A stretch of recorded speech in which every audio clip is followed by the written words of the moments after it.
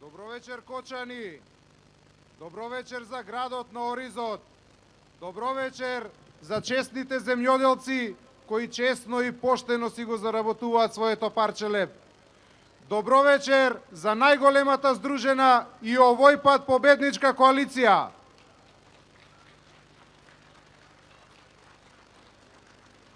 Почитувани граѓани на Кочани, после 5 години повторно зборуваме за председателски избори. Пред да започнат овие председателски избори, се шпекулираше со разни имиња и од една и од друга страна. Но една група на луѓе покренаа иницијатива. Тие луѓе не беа обични луѓе. Тие луѓе беа доктори, професори, научни работници, музичари, спортисти, студенти, земјоделци. Сите тие заедно покрена иницијатива да предложат кандидат за председател. И тоа не било кој, туку кандидат кој што е чесен и искрен, кандидат кој што досега си има докажано, кандидат кој што досега сето она што го ветил го исполнил за граѓаните на Република Македонија. Кандидат кој што потекнува од народот и е за народот. Кандидат на кого државата му е пред се. Сите тие покренаа заедничка иницијатива за кандидат за председател на Република Македонија да биде и досегашниот председател на Република Македонија, господинот Ѓорѓи Иванов.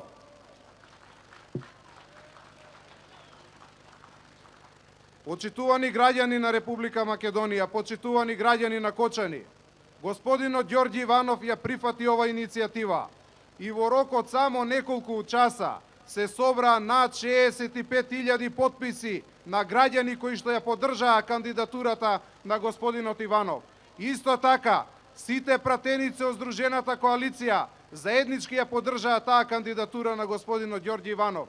И мене ми е чест и задоволство што сум и јас еден од тие кои што гордо истакнува дека ја поддржа кандидатурата на господинот Иванов, бидејќи господинот Иванов е човек кој што е потребен на Република Македонија.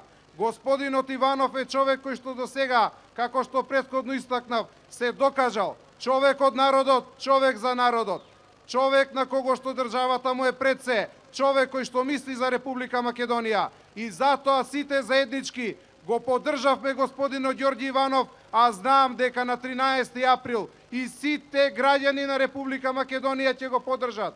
И сега во овој момент гледаме во сегашниот, но и идниот председател на Република Македонија.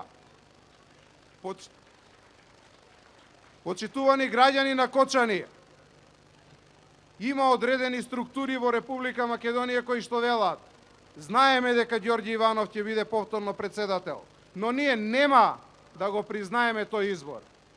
Како ќе го спречиме тоа? Како ќе ги спречиме тие мрачни сценарија?